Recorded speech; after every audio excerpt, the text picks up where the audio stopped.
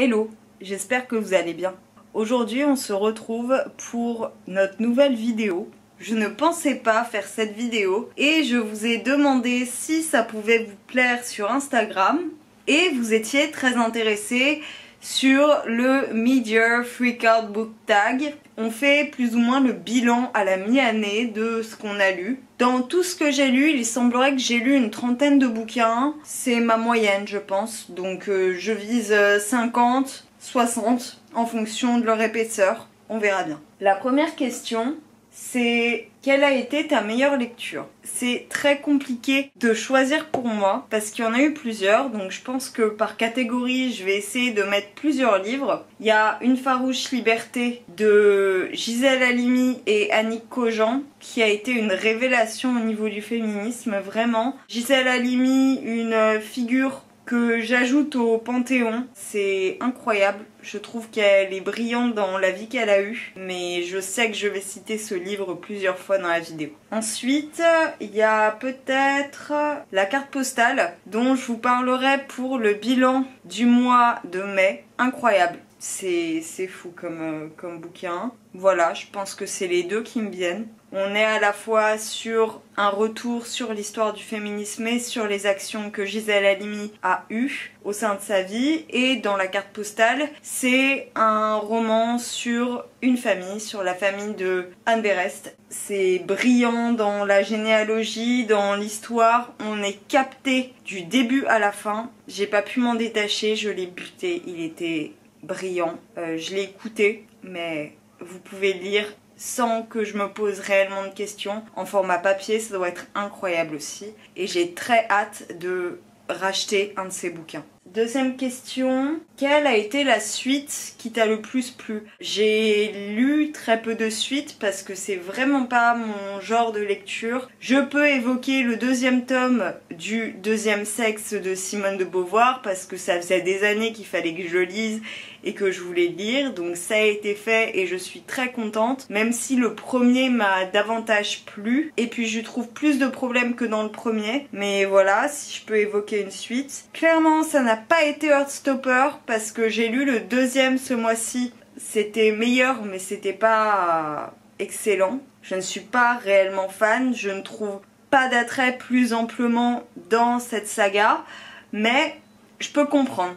Maintenant, je pense que j'ai passé le cap. Si je peux évoquer une suite, parce que c'est elle et parce que cette trilogie c'est vraiment a man thing et que je me suis dit que j'avais tout lu en fait à partir de janvier et c'était fou de me dire que j'avais rencontré cette autrice si peu de temps avant parce que à la suite des deux premiers livres de la trilogie de son autobiographie, j'avais acheté je ne sais combien d'autres de ses bouquins parce qu'il fallait que j'en ai plus de cette autrice. Il s'agit évidemment de Deborah Levy dont j'ai lu le dernier tome donc de son autobiographie, à savoir Real Estate, paru en français aussi maintenant. Donc vous pouvez lire la trilogie de son autobiographie que je vous recommande d'acheter encore une fois en français ou en anglais. La révélation que tu attends mais que tu n'as pas encore lu, je suppose dans les bouquins que j'ai. Le premier qui me vient, c'est Être à sa place de Claire Marin dont je vous ai parlé à multiples reprises dernièrement. Vraiment, il me donne réellement envie. Ensuite, il y a aussi celui que j'ai acheté, je vous en ai parlé sur Instagram mais c'est magnifique. Je pense que je vais vous en reparler plus tard. C'est Les fleurs ne pleurent pas de Natasha Birds qui est tout juste paru. C'est un journal de bord plus ou moins graphique avec plein de ses dessins, de ses textes, c'est sublime. Et puis il y en a plein d'autres, il y a L'insoutenable légèreté de l'être, il y a la suite de Proust, Les frères Karamazov, enfin il y en a trop. Je cherche une lecture en fait qui me catch up comme ça a été le cas pour mes romans préférés. J'attends vraiment de trouver un de mes nouveaux romans préférés cette année. J'ai lu à un rythme normal, des lectures plus ou moins longues. La chose que je retire aussi de ce début d'année, c'est que j'ai fait mes premiers partenariats à la fin d'année dernière, que maintenant j'ai pu travailler avec les éditions L'Iconoclaste à plusieurs reprises, que on va se voir très prochainement, que la date arrive et que j'ai vraiment hâte, que j'aurais proposé des projets qu'ils ont acceptés. Ça va être chouette. chouette, j'ai hâte de vous montrer ça. Et puis j'ai pu collaborer avec les éditions Point aussi. C'est pas une petite chose et je suis très reconnaissante de ce que m'a apporté ce début d'année. Donc j'ai répondu en même temps à la question 4 qui était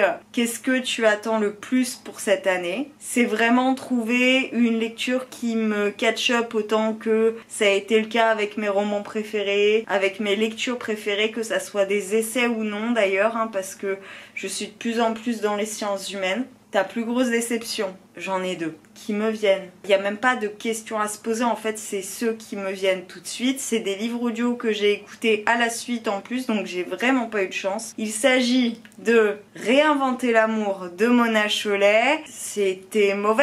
Enfin, j'ai rien d'autre à dire à part que le bouquin était foncièrement mauvais, qu'elle se perdait dans ses mots, qu'elle avait aucune analyse, qu'elle était journaliste, mais qu'il n'y avait vraiment pas de savoir en fait. Et je lui demande pas d'avoir le savoir d'une chercheuse, mais je lui demande d'avoir un petit peu de propos qui soient construits. Et même ça, je pense que les journalistes sont capables de l'avoir pour en voir plusieurs. Je sais que c'est le cas de la plupart, et là c'est vraiment aux antipodes. J'ai pas payé pour ça et j'en suis très contente. Et le second, il s'agit du Chant d'Achille de Madeline Miller. Alors je m'excuse si la lumière change, mais le soleil fait des allers-retours entre les fenêtres, donc c'est compliqué de trouver la bonne luminosité. Alors le Chant d'Achille, c'est là encore un bouquin hyper plébiscité, connu et aimé de la plupart des gens. Elle fait des phrases à rallonge, elle se perd dans son histoire, il y a beaucoup de personnages pour peu, alors ce qui peut se comprendre dans la mythologie, mais dans tout ce qui était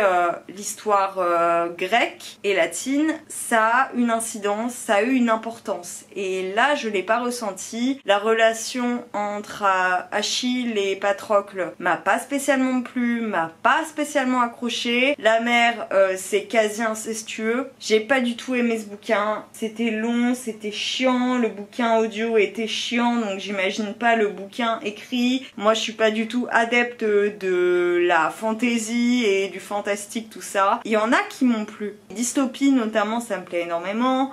Mais même si c'est pas dans le même univers, je suis pas du genre à lire tous les bouquins qu'on voit type avec des faées, des choses comme ça. Je trouve ça important que ça ait une place, mais moi personnellement c'est pas ce qui me touche et c'est pas ce qui me catch up, et j'arrive plus à me reconnaître et à être captée et à rester dans ma lecture dans des bouquins qui s'ancrent dans le réel. Mes plus grosses surprises, Incendie de Wajdi Mouawad, qui est une pièce de théâtre hyper courte qui fait même pas 100 pages. Ce mois-ci j'en ai vu une autre au théâtre de la Colline, première fois au théâtre de la Colline, première fois que je voyais une pièce de Wajdi Mouawad, c'était sublime. La pièce durait 4 heures, j'avais peur vraiment de rester devant et de m'embêter au bout d'un moment, limite de m'endormir, et j'ai été captivée par toute la représentation. En plus, il y a Souleila Yacoub qui est dedans. Je pense que je suis en train de tomber amoureuse d'elle. J'avais déjà trouvé que dans Entre les vagues, elle était magnifique, elle était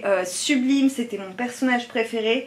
Mais alors là, la voir aussi au théâtre, déjà ça m'apporte une autre vision de l'actrice et ça montre à quel point elle a du talent. Continuez à la suivre, je pense que ça va devenir une de mes actrices préférées dans le nouveau cinéma français.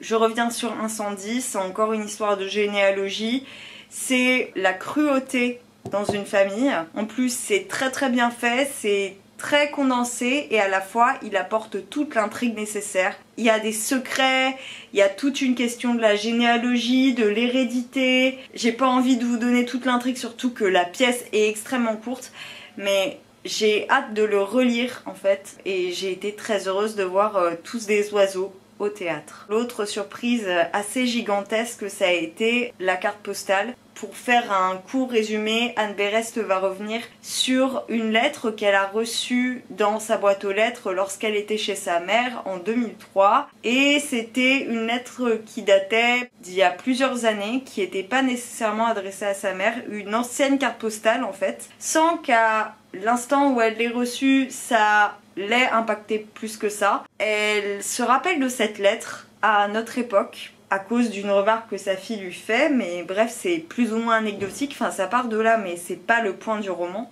Elle va refaire tout le questionnement de qui est l'expéditeur de la lettre. Et elle va remonter avec sa mère toute l'histoire de sa famille depuis la Seconde Guerre mondiale. Et je sais que la Seconde Guerre mondiale, c'est un sujet qu'on a vu, qu'on a relu, qu'on a revu au cinéma, qu'on connaît, qu'on a réétudié dans les salles de classe, etc. Mais elle le traite d'une façon, en fait, au-delà de la Seconde Guerre mondiale, c'est plus cette histoire de famille et cette histoire de la religion juive. 7e question, ton nouveau ou ta nouvelle autrice favorite? Delphine de Vigan. Delphine de Vigan, j'en ai que lu 2 depuis le début de l'année. Mes jours sans fin et Les enfants sont rois. Je les ai lus à une vitesse incommensurable. Je vous les recommande sur des sujets différents, toujours avec un prisme très personnel et avec une vision qui se déploie quand même, que l'on voit dans ses ouvrages. Mais je trouve que Delphine de Vigan, c'est une autrice qui est relativement plébiscitée et a raison. Et de même pour Annie Ernaux, parce que j'avais lu d'autres de ses œuvres auparavant, à savoir La haine et La place, que j'avais un peu moins aimé. Et là, quand j'ai lu l'événement, tout de suite, ça a résonné en moi dans l'histoire des femmes et dans ce que je ressentais en tant que femme, même si j'avais pas eu recours moi-même à l'avortement. Parce qu'elle évoque des choses horribles, inhumaines, et que même sans avoir eu recours moi-même à l'avortement, et ben ça me touche en tant que femme. Sinon, ton nouveau personnage favori, je crois pas en avoir, je vais re-regarder ma liste Goodreads. Peut-être le personnage principal de Myrion Mal dans Adieu triste amour. Elle a vraiment été dans l'émancipation et dans le fait de se détacher de cette relation qui était hyper néfaste pour elle. Elle réussit à devenir de plus en plus adulte en restant en sororité. Je suis trop contente de comment elle a avancé. Quel livre t'a fait pleurer? Une farouche liberté, parce que j'ai été hyper touchée par la vie qu'a eue Gisèle Halimi et tous les combats qu'elle a menés. Mais il y a aussi l'événement, en vue de la cruauté à laquelle a dû faire face Annie Ernaux lors de son avortement illégal, aux yeux de la justice à cette époque. Savoir que ça existait, ça a été hyper dur. Quel livre t'a rendue heureuse? Une farouche liberté, La carte postale. Dans une lecture un peu cocon, il y a eu aussi Adieu triste amour que je viens d'évoquer. Il y a eu également Conversation with Friends, mais parce que à la fin j'étais comfy. J'étais contente de l'avoir terminé, j'étais tout bien, j'étais comme dans une couverture. Après je cite beaucoup les mêmes livres parce que j'ai eu les mêmes coups de cœur, mais l'un des livres les plus brillants que j'ai lu, c'est aussi La Belle du Caire. Dans les théories que ça évoquait en même temps que c'était dans la fiction. Quel est le plus beau livre de ta bibliothèque? Alors j'en ai 2 qui me viennent tout de suite. Adieu triste amour. C'est une bande dessinée sublime. Alors déjà les dessins me plaisent beaucoup, les couleurs m'appellent beaucoup. Contrairement à son précédent dont j'avais peur du sujet, mais je vous en ai déjà parlé, et dont les dessins, même s'ils étaient très beaux, ils étaient très sombres pour moi. Et là c'était tout pastel, c'était tout doux. Et c'est une superbe édition et ça a été un travail éditorial et d'objet livre en soi au niveau de l'illustration qui est incroyable. Le second, je vous en ai également parlé, c'est une nouvelle acquisition, mais je suis tellement heureuse. J'ai été à l'une de ses expositions à Paris et elle faisait la promotion de son livre qui était sorti 2 jours avant, et quand j'ai ouvert le bouquin je me suis dit waouh, mais c'est exactement ce dont j'ai besoin. C'est hyper inspirant, c'est hyper beau, ça appelle les sentiments, ça appelle à quelque chose d'intrinsèque et il est magnifique. C'est un objet qui est incroyable, c'est un objet d'art, il est sublime, c'est un espèce de mélange de livres de beaux-arts et de romans graphiques et j'ai tellement hâte de me plonger dedans.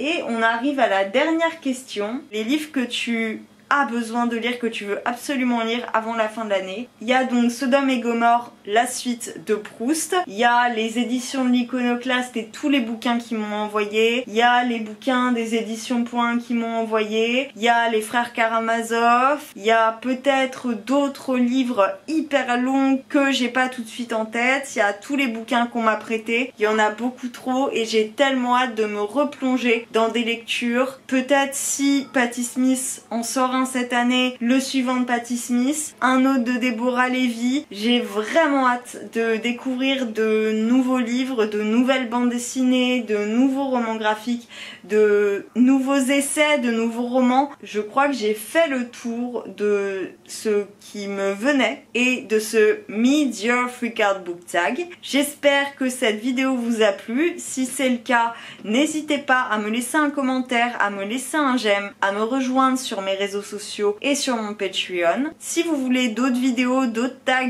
hyper plébiscités en règle générale et en ce moment, n'hésitez pas à m'en faire part également. Sur ce, on se retrouve dans la prochaine vidéo. À très vite. Ciao.